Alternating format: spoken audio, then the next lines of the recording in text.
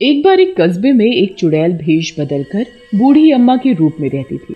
वो लोगों को अपने वश में करने के लिए जादुई मक्के की रोटियां साग के साथ कम पैसों में उन्हें खिलाती थी। बाद में उसकी बेटी भी उसका साथ देने लगती है उसके काम में।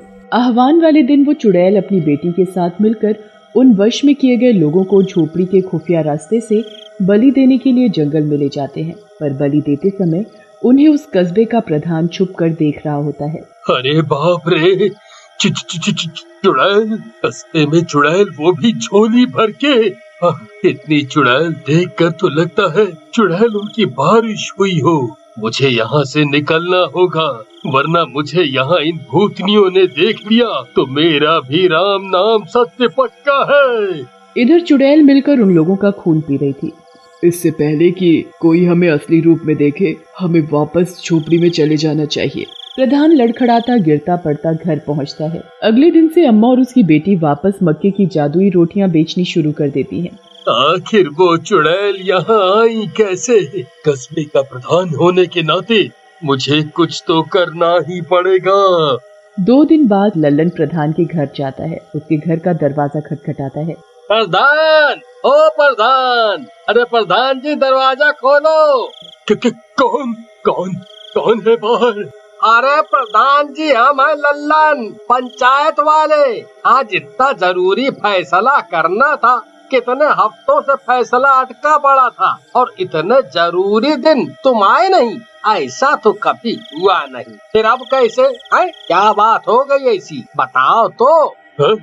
मुझे कोई बात नहीं करनी, मुझे कोई बात नहीं करनी किसी से। तुम जाओ यहाँ से, जाओ यहाँ से। नहीं, मैं नहीं जाऊंगा जब तक तुम मुझे बात नहीं बता देते कि तुम ऐसा व्यवहार क्यों कर रहे हो। पहले कभी तुमने ऐसा नहीं किया प्रधान। लल्लन के लाख पुकारने पर भी प्रधान दरवाजा नहीं खोलता। लल्लन वहाँ से चला जाता है। मैं सबको कैसे बताऊं कि मैंने उस दिन जंगल में क्या देखा? कस्बे का प्रधान होने के नाते मेरा फर्ज बनता है कि मैं लोगों को उस मुसीबत से बचाऊं, उन खून की प्यासी चुड़ैलों के चुंगल से बचाऊं। पर कैसे कैसे? लल्लन घर आके रात भर इसी बारे में सोचता रहता है। कई दिन बीत जाते हैं। इधर चुड़ैलों का मौत का सिलसिला चलता रहता है। एक दिन प्रधान उसी सड़क से जा रहा होता है, तभी उसकी नजर उस मक्के की रोटी बनाने वाली मशीन पर पड़ती है। अरे, इतनी बड़ी मशीन, पर इस कस्बे में इतने पैसे किसके पास हैं जो इतनी महंगी मशीन खरीद कर ला सके? जरा चल के पूछा तो जाए, आखिर कौन रईस आ गया। प्रधान झोपड़ी की तरफ बढ़ता है और उस अम्मा और उसकी बेटी को देखता है लोगों को खाना परोसते हुए। इस झोपड़ी की हालत देखकर तो लगता है इन माँ बेटी को 2 वक्त का खाना भी मुश्किल से मिलता होगा, और रोटियां बनाने के लिए इतनी महंगी मशीन। कुछ तो गड़बड़ है। एक काम करता हूँ, मैं यहीं कहीं छुप जाता हूँ और देखता हूँ कि आखिर माजरा क्या है। तभी जो मुसाफिर खाना खा रहे होते हैं, उन्हें नींद के चलते अम्मा वहीं खटिया पर सोने को कहती है। और जैसे ही वे सोते हैं, अम्मा और उसकी बेटी अपने असली रूप चुड़ैल अवतार में आ जाते हैं। क्या बात है, हमें इससे ज्यादा सुकून की जिंदगी नहीं मिलेगी कहीं। बिना किसी खौफ के हमें शिकार पर शिकार मिलते रहते हैं। शहरों में क्या रखा है सिवाय डर के, और यहाँ देखो ऐश की जिंदगी। प्रधान ये रूप देखकर सहम जाता है। अरे, ये तो वही चुड़ैल है, जंगल वाली। इसका मतलब ये माँ बेटी इतने दिनों से भेष बदल कर इसी कस्बे में रह रहे हैं और भोले भाले लोगों को रोटी साग खिला के अपना शिकार बना रहे हैं। और यहाँ सबने इन्हें गरीब समझकर रहने के लिए जगह भी दे दी। पर ये तो आस्तीन की चुड़ैल निकली। कुछ तो करना पड़ेगा, जल्दी ही करना पड़ेगा, वरना ये चुड़ैल इस कस्बे को तहस नहस कर देगी। प्रधान भागे भागे पंचायत घर जाता है। मुझे कस्बे की पंचायत को ये सब बता देना चाहिए। कस्बे के हित की बात है, मुझे चुप नहीं रहना चाहिए। पर मेरी बात मानेगा कौन? क्या कोई मेरा विश्वास करेगा? अपनी ही सोच में उलझकर वो पंचायत घर जाते जाते रुक जाता है। तभी लल्लन उसे देख लेता है। अरे प्रधान जी, तुम इतना पसीना पसीना क्यों हो रहे हो? ऐसा क्या हो गया तो तुम इस तरह भाग रहे थे? कहाँ जा रहे? क्या करूं? इसे बताऊं या नहीं? ये मेरी बात मानेगा भी कि नहीं? अरे प्रधान जी कहाँ खो गए? देखो लल्लन, मैं तुम्हें अब जो कुछ बताने जा रहा हूँ उसे ध्यान से सुनना और समझना। फिर प्रधान लल्लन को उस जंगल में देखी पूरी घटना बताता है। फिर आज जो कुछ भी उसने देखा वो सब विस्तार से समझाता है। लल्लन ये सब सुनकर दंग रह जाता है। ये तुम क्या कह रहे हो? चुड़ैल और हमारे कस्बे में? हाँ, मैं सच कह रहा हूँ। मुझे पता है कोई मेरी बात पर विश्वास नहीं करेगा, इसीलिए मैंने अभी तक किसी को कुछ नहीं बताया। पर जो मैंने आज देखा वो खतरनाक है।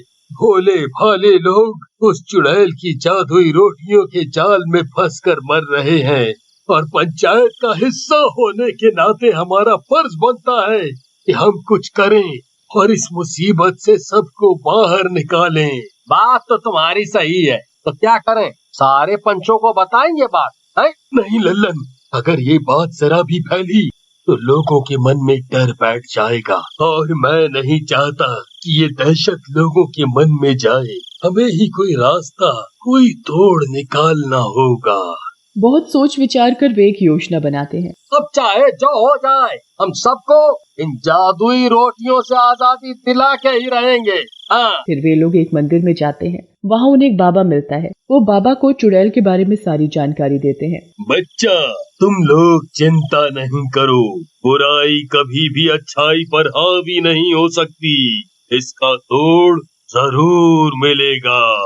बाबा अपनी सिद्धिपूर्ण किताब खोलता है और उस मुसीबत से निजात पाने का तोड़ ढूंढने लगता है। काफी तर्क वितर्क करके बाबा एक नतीजे पर आता है। बेटा, जो जादू अन्न के सहारे इंसानी खून में मिलाया जाए उसका तोड़ बहुत मुश्किल है पर नामुमकिन नहीं। एक बार फिर सोच लो, ये बहुत खतरनाक है। इसमें तुम्हारी जान जाने की भी नौबत आ सकती है। प्रधान और लल्लन बाबा की बात सुनकर एक दूसरे की शक्ल देखने लगते हैं। फिर कुछ लम्हा रुककर दोनों लंबी सांस खींचते हैं और कहते हैं, हम पंचायत का हिस्सा हैं। कस्बे वालों ने हमें अपनी सुरक्षा के लिए पंच बनाया है। अगर हमारे रहते हुए भी उनकी जान की सुरक्षा हम न कर पाए तो तू है हमारी जिंदगी पर। क्या मुंह लेके भगवान के घर जाएंगे कि अपना फर्ज भी ढंग से ना निभा सके? ऐसी जिंदगी से तो मौत ही भली। ये सुनकर बाबा मुस्कुराता है और उन्हें तोड़ बताता है। हम बिल्कुल तैयार हैं, जो होगा देखा जाएगा। प्रधान जी चलिए, अब हम और देर नहीं कर सकते। हाँ भाई, बिल्कुल सही। अगली रात लल्लन और प्रधान उस झोपड़ी में जाते हैं जब चुड़ैल सो रही होती है और चुपके से उस झोपड़ी के बीचों बीच एक खंबा गाड़ देते हैं। फिर जिस आटे से वो रोटियां बनाती है उस आटे में बाबा की दी हुई पुड़िया मिला देते हैं और उल्टे पांव घर वापस आ जाते हैं। बस अब सुबह होने की देरी है। भगवान करे जैसा हमने सोचा है वैसा ही हो। जरूर होगा। सही नियत के साथ कोई भी काम करो तो सफलता मिलनी तय है। अगली सुबह, अरे बिटिया रानी जल्दी उठो, इससे पहले कि ग्राहक आने शुरू हो। जल्दी से साग रोटी बनाने की तैयारी करो। ये बुढ़िया भी ना सुबह सुबह उठा देती है। कभी कभी तो मन करता है सबसे पहले इसे मार कर खाऊं। चुड़ैल की बेटी आटा लगाने जा रही होती है कि वो उसी खंबे से टकरा जाती है। ओफो, ये इस बुढ़िया का कौन सा नया ड्रामा है? भला बीचों बीच खंबा पता नहीं क्यों गाड़ा है। दिन ही खराब है आज का। समय होते ही लल्लन वहाँ ग्राहक बनकर आता है। अरे अम्मा, जरा खाना तो खिला दो, जोरों की भूख लगी है। जा जा, शिकार आ गया, खाना लेके जा। जैसे चुड़ैल और उसकी बेटी थाली लेकर आते हैं। आज मेरा जन्मदिन है और आज मैं आप दोनों को भी अपने हाथ से खिलाऊंगा। वैसे भी मेरा दुनिया में है ही कौन। अब अम्मा, तुम ही यहाँ हम जैसे लोगों का पेट भरती हो तो तुम ही परिवार हो। अगर मैंने रोटी नहीं खाई तो उसे शक हो जाएगा। हाँ हाँ, क्यों नहीं बेटा। लल्लन दोनों माँ बेटी को जैसे ही वो रोटी खिलाता है वो दोनों चुड़ैल रूप में आ जाते हैं। ओह, तो ये है तुम दोनों की असलियत है? ये तूने अच्छा नहीं किया। अब तूने असली रूप देख ही लिया है, तो समझ कि तेरा क्या होगा। तभी प्रधान वहाँ जाता है। अरे हमारा क्या होगा ये बात की बात है। पहले तू अपना देख हैवान चुड़ैल। और दोनों मिलकर चुड़ैल माँ बेटी को उस खंबे की तरफ धकेल देते हैं। वो खंबा सिद्धि ताकतों से पवित्र करके लाया गया था। जादुई रोटियों में मिली भस्म से चुड़ैल कमजोर पड़ जाती है और खंबे में टकराने की वजह से वो हमेशा के लिए उसी में कैद हो जाती है।